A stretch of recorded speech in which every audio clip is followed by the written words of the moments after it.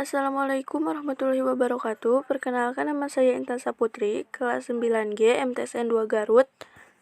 Guru pembimbing Ibu Nurul Jubaidah.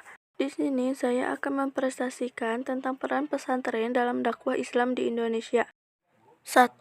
Pondok pesantren termasuk lembaga pendidikan yang sudah sangat lama ada di Indonesia, sehingga begitu mengakar dengan budaya bangsa. Pondok pesantren memiliki karakter keislaman dan keaslian Indonesia.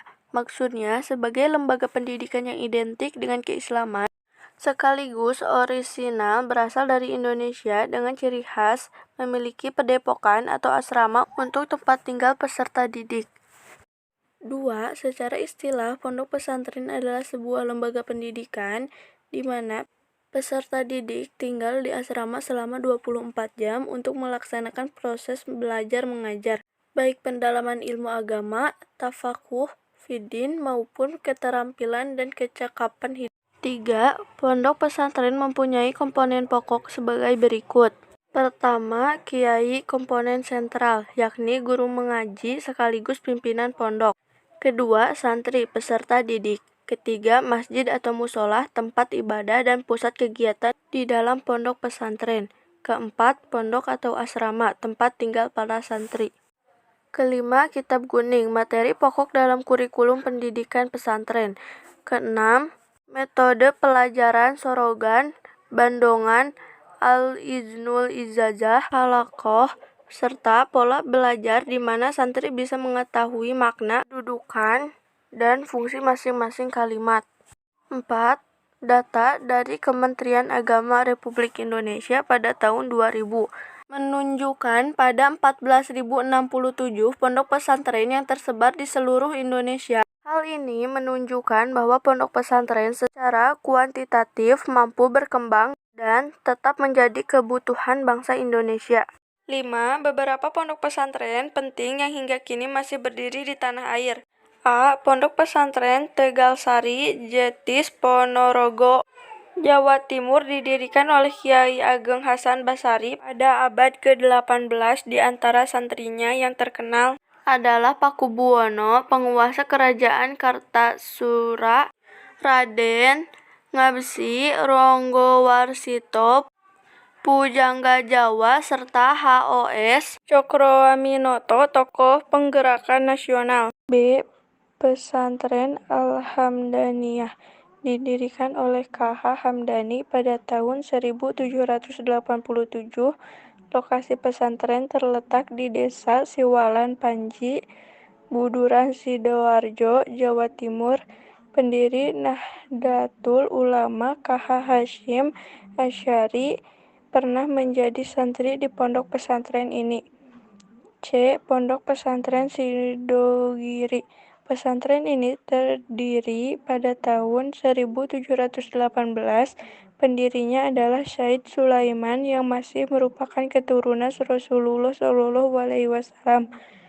Lokasi pondok didirikan di area bekas hutan setelah babat alas. D.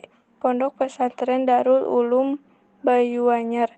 Pesantren ini bermula dari sebuah langgaran musola kecil didirikan oleh Kiai Ishaq bin Ishaq sekitar tahun 1787.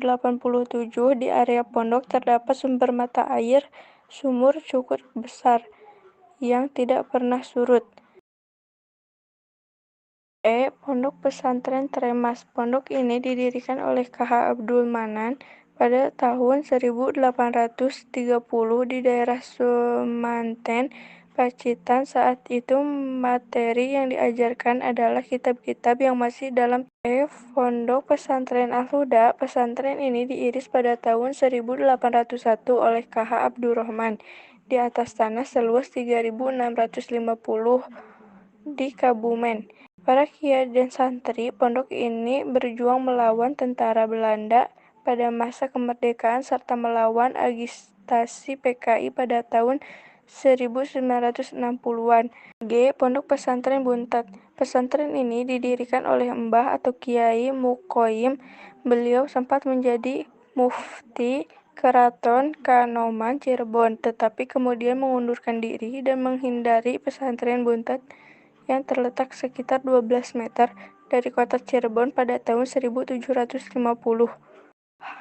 Pondok Pesantren Subulusalam Sayur Mencet. Lokasi pesantren ini berada di Desa Sayur Mencet, Kecamatan Kota Nopan, Kabupaten Mandailing, Natal, Sumatera Utara. Usia pesantren telah mencapai 1 abad. Pada masa kemerdekaan, pesantren ini dijadikan basis perlawanan sipil bersama Tentara Keamanan Rakyat (TKR). Pondok Pesantren Darussalam Martapura. Pondok pesantren ini berlokasi di kawasan Pasangan, Martapura, Banjar, Kalimantan Selatan. Pesantren didirikan pada tahun 1914 oleh KH Jamaluddin sebagai pesantren tertua di Kalimantan dan melahirkan banyak ulama. Pesantren Darussalam dijadikan acuan sebagai perkembangan pesantren lain. Sekian dari saya, mohon maaf bila ada kata-kata kekurangan. Sebelum dan sesudah saya ucapkan banyak terima kasih. Wassalamualaikum warahmatullahi wabarakatuh.